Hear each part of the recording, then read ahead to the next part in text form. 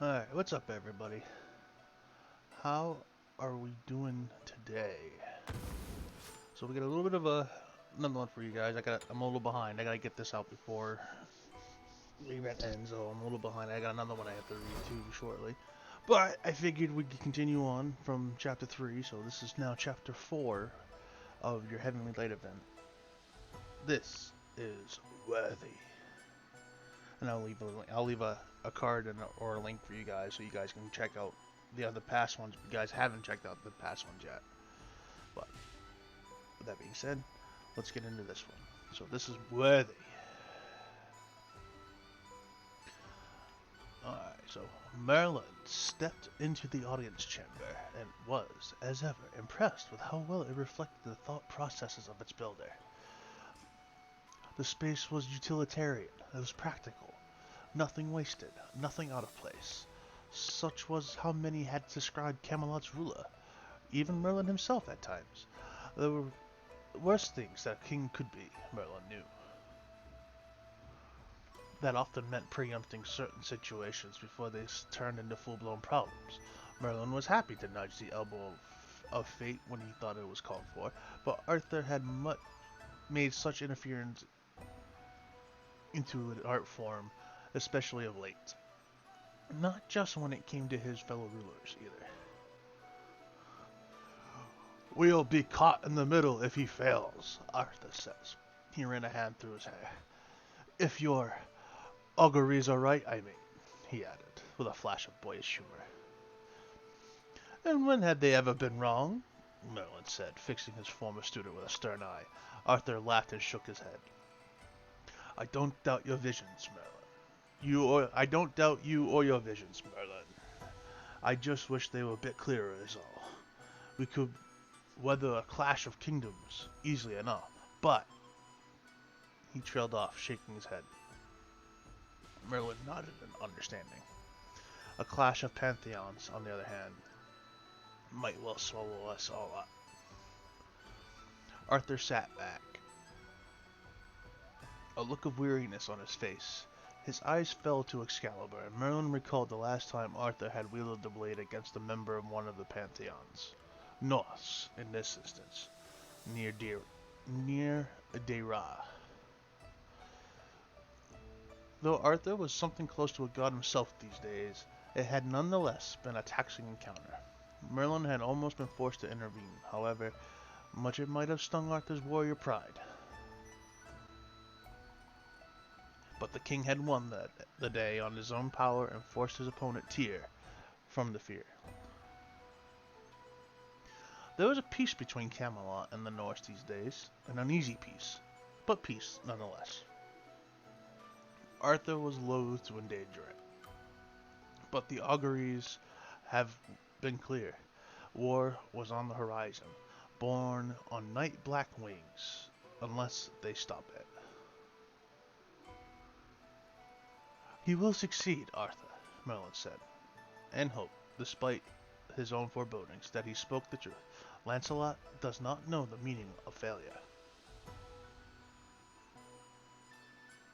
Well, some days later, and far to the north, Lancelot du Lac urged his horse through the snow and peered up at the mountains of the Rose Wild above him.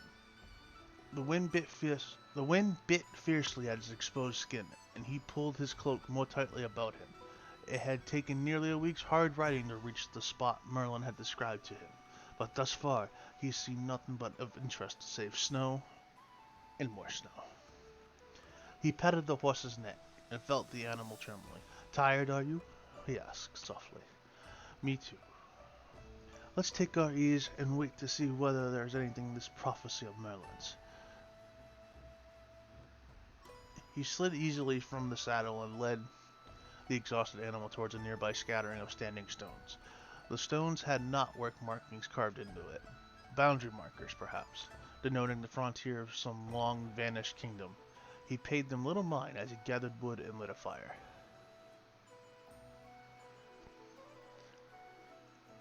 Lancelot saw to his horse first, and then made to feed himself.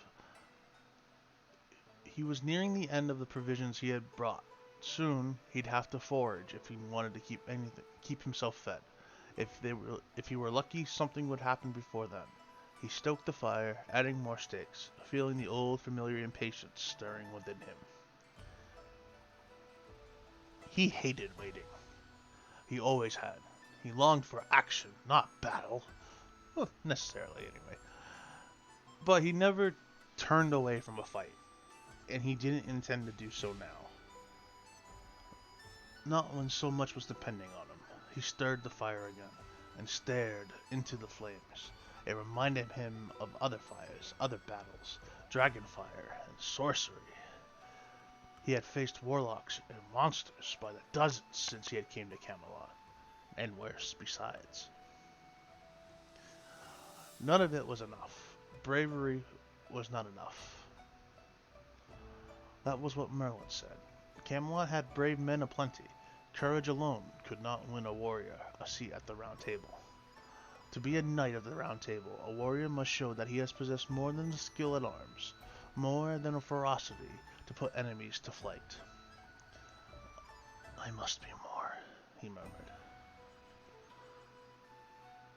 You always thought you more than enough, a woman's voice murmured. Startled, Lancelot leaped up to his feet, his hand reaching for his sword. A familiar form sat across the fire from him. She had arrived so silently that he had not heard her approach. Then it was said none could see Morgan Le Fay, unless she wished it. He sat back down. Morgan, may I ask why you are here? Can I not simply pay an old friend a visit? Morgan asked with a chuckle. Lancelot frowned. Forgive me, but we are not friends. She clicked her tongue, and as if in disappointment. Oh, come now, Lancelot. If I were not your friend, I would not be here. And what is that supposed to mean? Merely that I am here to help you, of course.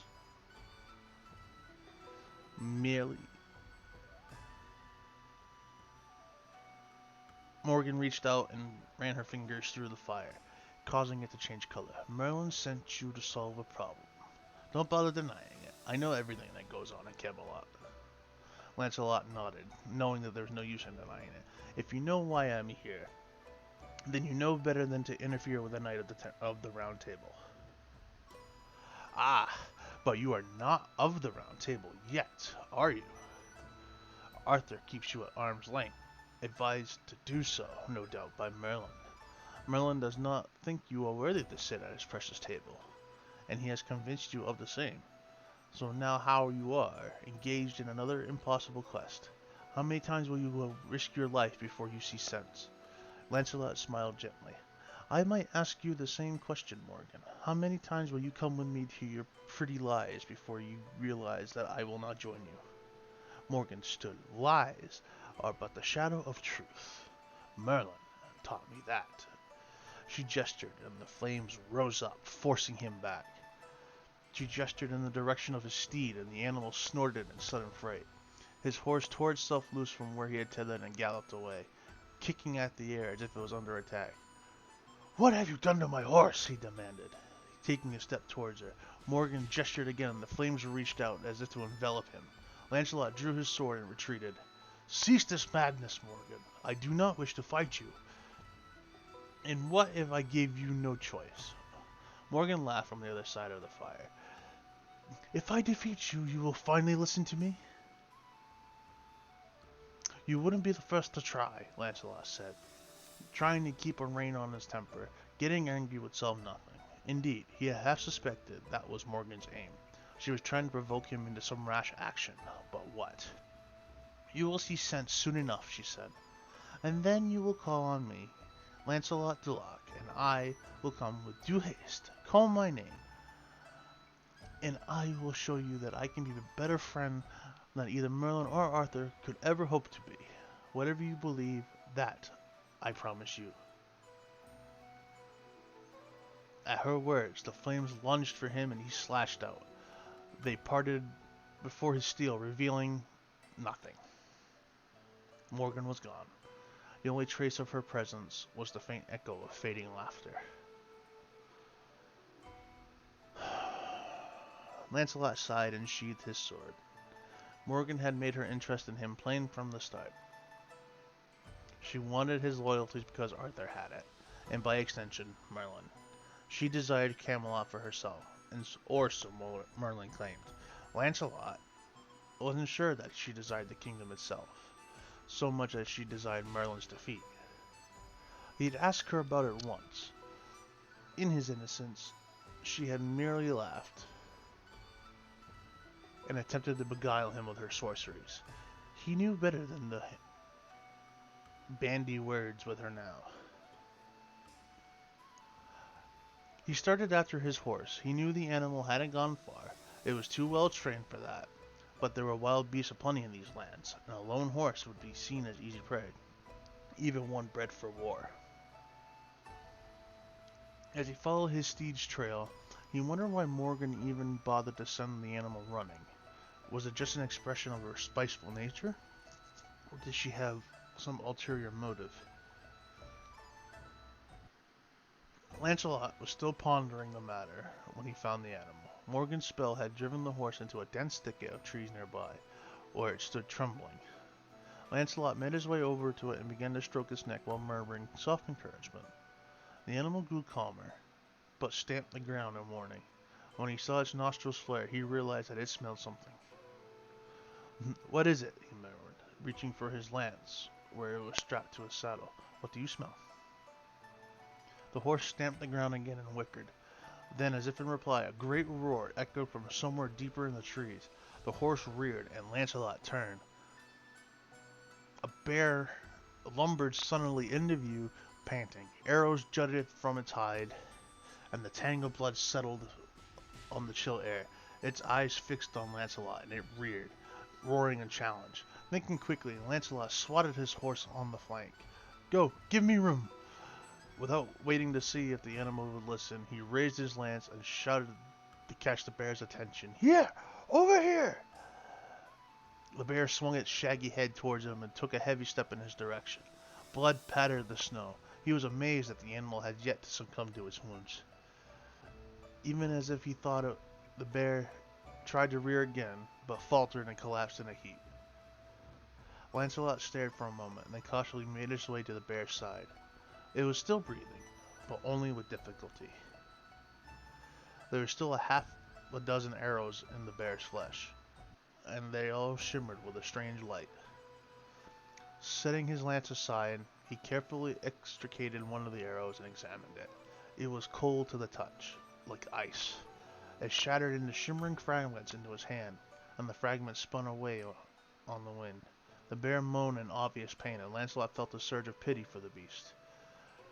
"Easy," he said, plucking away another arrow.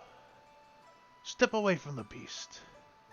The voice was cold. It was calm, like ice on stone. Lancelot turned to see a strange figure clad in a blue cloak and armor, with a bow and quiver strapped to his broad back. The newcomer ducked beneath a tree branch and brandished a pair of axes. "This quarry is mine, mortal. You find your own." Lancelot stared at the being before him. His eyes widened and suddenly realized, "You're a god," he said. It wasn't a question. The newcomer's divinity beat against his senses like cold water. "I am Ula, and the bear is mine." He pointed one of his axes at Lancelot. "Now stand aside, mortal, or you become my prey as well." Is Lancelot deemed worthy? It's very interesting. You guys got to let me know what you guys think.